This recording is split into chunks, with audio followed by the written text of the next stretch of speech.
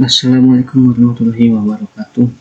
Baiklah, kali ini saya akan membahas soal-soal persiapan OSN tingkat SMP pada bidang fisika. Baiklah, kita mulai saja yang pertama. Nah, ini yang pertama. Pada gambar ditunjukkan grafik kecepatan setiap saat dari suatu benda yang bergerak dari titik O sampai titik U. Nah, ada grafiknya naik turun seperti di gambar. Kemudian pertanyaannya adalah benda bergerak diperlambat pada saat menempuh lintasan yang A, OP dan TU, yang B, QR dan TU, yang C, OP, QS dan TU, yang D, QS. Di sini kata kunci ketika dibilang diperlambat itu adalah kalau pada grafik angkanya semakin menurun. Ketika angkanya semakin menurun itu dianggap diperlambat pada grafik ini. Oke, kita lihat yang P, yang A maksudnya OP dan TU. OP, coba dilihat pada OP, ini angkanya adalah dari 0 sampai dengan minus 4. Nah, ini tanda minusnya kita kesampingkan terlebih dahulu. Kita anggap tanda minus itu adalah geraknya berlawanan. Contoh misalnya yang positif ke kanan, maka yang negatif itu ke kiri. Kita hanya melihat angkanya saja. Jadi dari 0 ke min 4 itu, 0 ke min 4 hanya kita lihat 0, 1, 2, 3, 4-nya saja. Nah, kalau 0 ke 4 artinya itu adalah dipercepat, bukan diperlambat. Jadi OP ini adalah dipercepat, bukan diperlambat. Kemudian TU. TU kita lihat di sini dari kecepatan 4 menuju 0. Nah, kalau TU ini benar. TU ini benar diperlambat. Nah, TU. Jadi, pada TU ini benar diperlambat. Kita coba lihat opsi B. Opsi B, QR dan TU. Tadi yang TU udah kita bahas ya. TU itu diperlambat. QR dari min 4 ke titik 0. Jadi yang kita hitung cuma angka 4-nya saja. Kita anggap minus itu dia bergerak melawan arah dari positif. Jadi dari angka 4 ke 0 itu adalah diperlambat. Benar. QR itu diperlambat.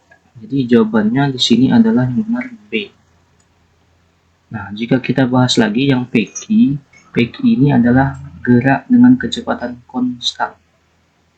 Untuk yang RS ini gerak dipercepat karena dari 0 sampai ke 4. Dan ST pun gerak dengan kecepatan konstan, bukan kecepatan konstan. Yang PQ tadi juga kecepatan konstan. Nah, jawabannya adalah B. Oke, selanjutnya kita bahas soal nomor 2. Seorang ahli merancang termometer yang memiliki titik tetap bawah 10 derajat temperatur. Pada tekanan 1 atmosfer, air bersuhu 50 derajat Celcius terukur sama dengan 50 derajat temperatur. Air mendidih pada suhu derajat T. Nah, kita buat dulu yang pertama itu adalah diketahui ya.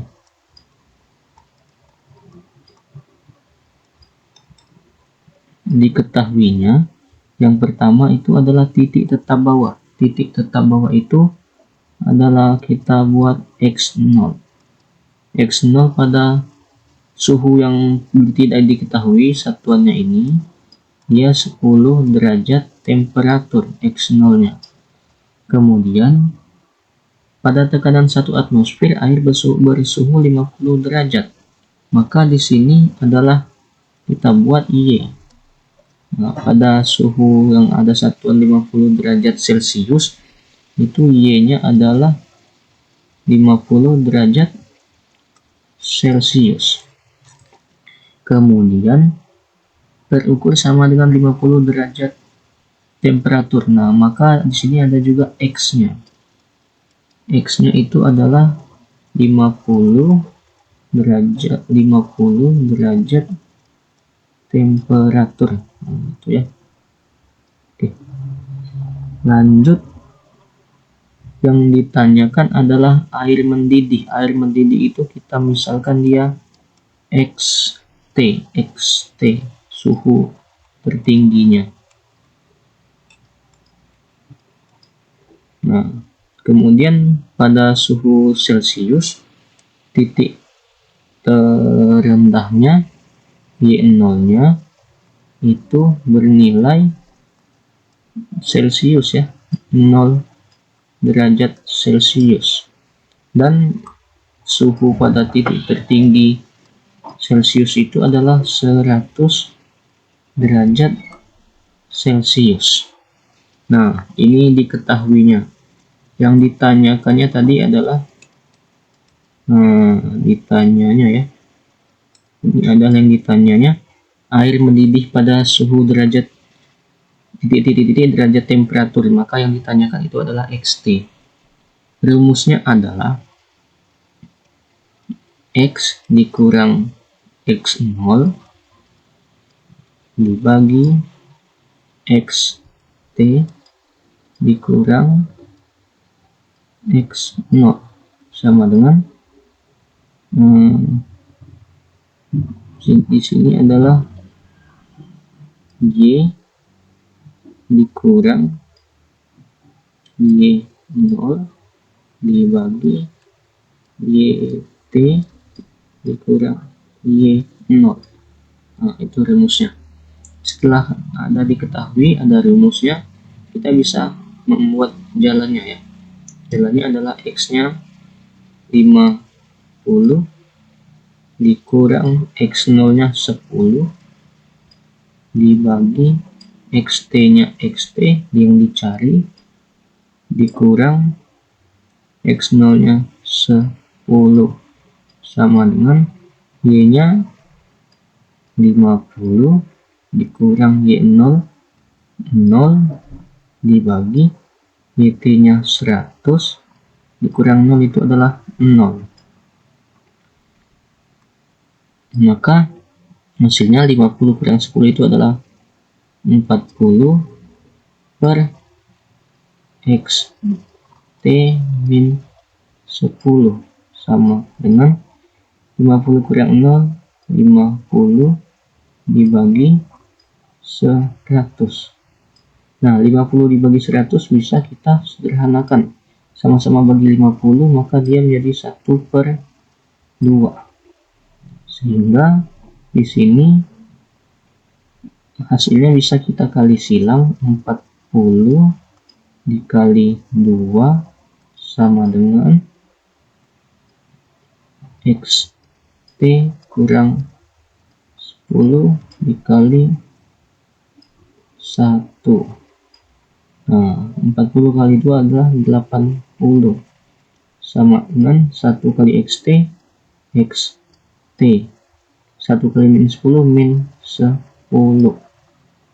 Maka kita bisa pindah ruas, boleh XT kurang 10 sama dengan 80.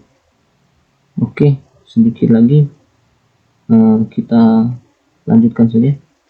XT sama dengan 80 ditambah 10 sama dengan 90.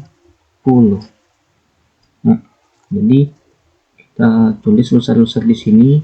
Hasilnya XT-nya sama dengan 90 derajat temperatur. Oke, mohon maaf tulisannya coret-coret karena masih belajar dalam menulis pakai pen tab ya. Jawabannya adalah C. Nah, itu dia. Oke, selanjutnya pada sebuah lampu tertulis 60 watt per 220 volt.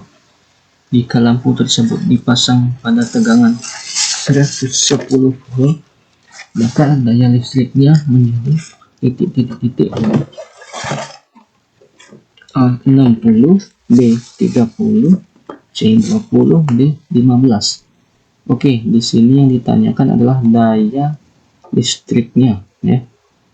Daya listriknya menjadi berapa watt saat tegangannya diubah menjadi 110 volt. Nah, caranya kita buat terlebih dahulu diketahui di sini diketahui.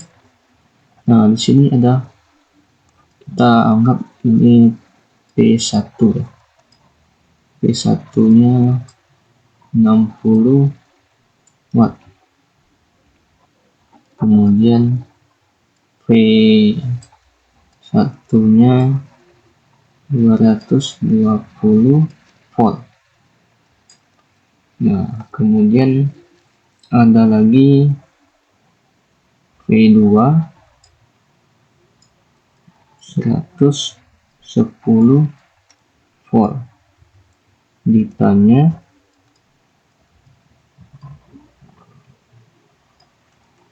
adalah P2. Oke, bagaimana menjawab ini? Ini bisa menggunakan sistem perbandingan ya. Dari perbandingannya kita tahu rumus V itu adalah P sama dengan V kali I sama dengan I kuadrat kali R atau V kuadrat per R. Nah, tuh. Jadi karena yang ada P, maka kita gunakan yang persamaan yang terakhir, itu adalah P sama dengan V kuadrat per R. Kemudian kita balikkan rumusnya menjadi R sama dengan V kuadrat per P. Nah, setelah ini kita buat konsep perbandingannya, yaitu dengan P1 kuadrat per P1 sama dengan P2 kuadrat per P2. Nah, kita nilai P1 itu adalah, kita masukkan 220 kuadrat dibagi P1 nya adalah 60 sama dengan P2 itu adalah 110 kuadrat dibagi P2 yang dicari, P2. Maka kita kali silang lagi menjadi P2 per 60 sama dengan 110 kuadrat dibagi 220 kuadrat. Nah, seperti itu bisa kita kurungkan sebenarnya, kurungkan seperti ini. Jadi kuadratnya satu saja di atas. Nah, setelah ini pada 110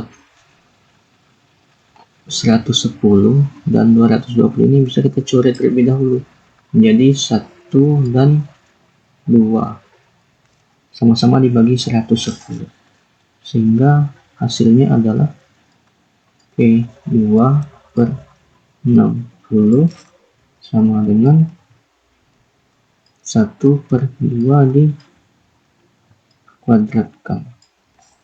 Nah, tuh. Dan hasilnya adalah P2 per P2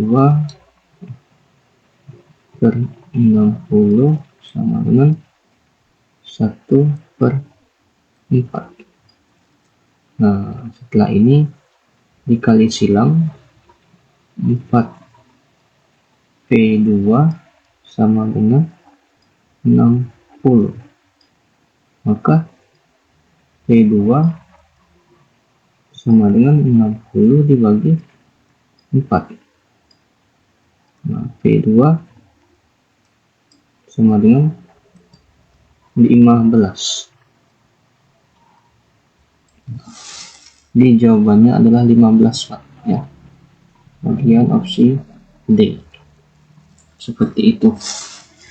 Selanjutnya, sebuah bola konduktor kecil berjari-jari 8 cm dan bermuatan Q 8 kali 10 pangkat min 11 kolom. Potensial sebuah titik di dalam bola yang berjarak 5 cm dari pusat bola adalah titik-titik-titik volt. Oke, kita lihat diketahuinya terlebih dahulu. Kita mulai dari jari-jari. Sebuah bola konduktor kecil. Bola konduktor kecil, jari-jarinya 8 cm. Nah, ini R besar 8 cm. Nah, 8 cm dijadikan meter jadi 8 dikali 10 pangkat min 2 meter dan bermuatan Q ini berapa? 8 dikali 10 pangkat min 11 kolom. Potensial sebuah titik di dalam bola yang berjarak 5 cm. Nah, potensial titik di dalam itu 5 cm. Dari pusat bola adalah titik-titik volt. Nah, pada konsep bola konduktor, jika di sini ada jari-jari permukaan, sini adalah titik R yang ditunjukkan. Nah, pada konsep bola konduktor, V pada potensial sebuah titik di dalam bola. Nah, seperti ini maksudnya di dalam bola seperti digambar. Maka rumus yang digunakan itu harus sama dengan potensial titik di permukaan bola. Nah, seperti itu. V ada di dalam bola. Nah, kita buat keterangannya di sini. Di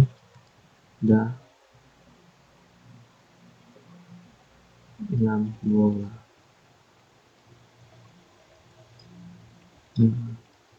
Begitu juga di permukaan rumusnya sama ya, P sama dengan K dikali Q per R.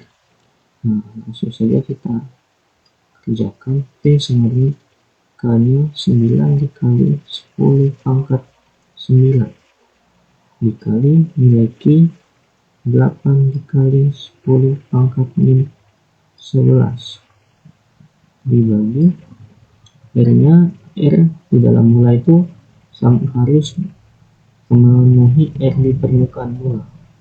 Jadi yang dipakai bukan 5 tapi 8 kali 10 pangkat min 2 seperti itu.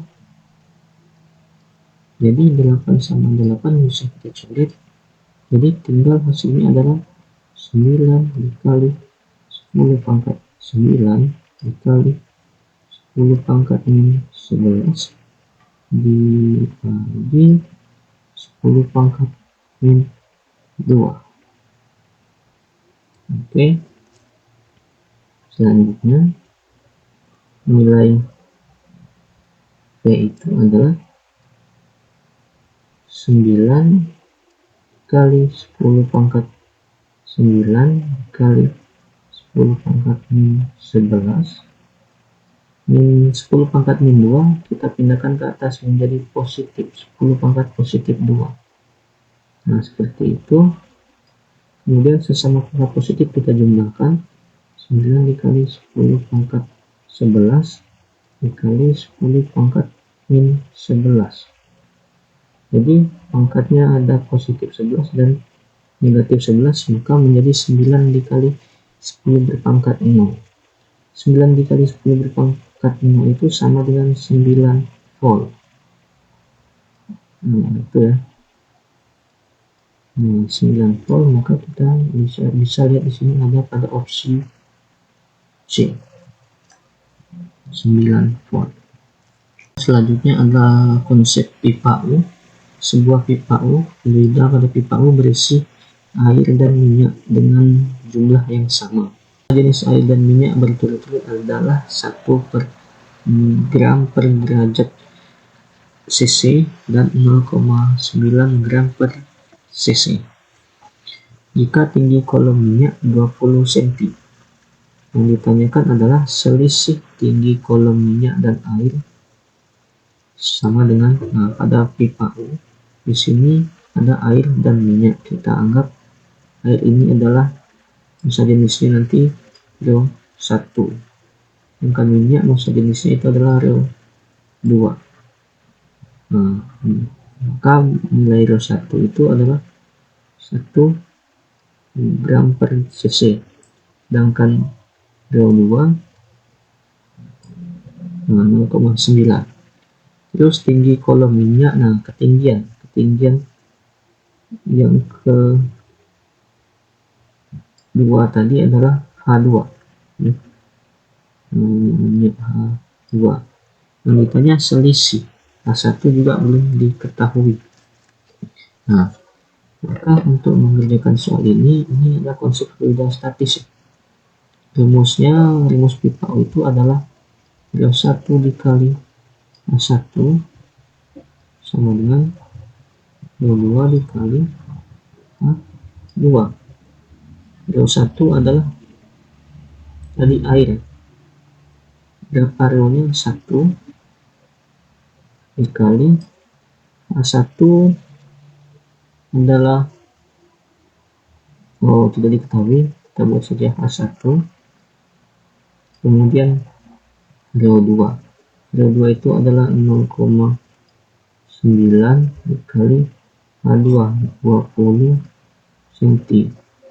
Jadi untuk mencari selisih itu adalah pengurangan ketinggian ya. Untuk mengetahuinya maka kita harus mencari terlebih dahulu nilai H1. Maka nilai H1 itu adalah 0,9 dikali 20 itu 18 cm.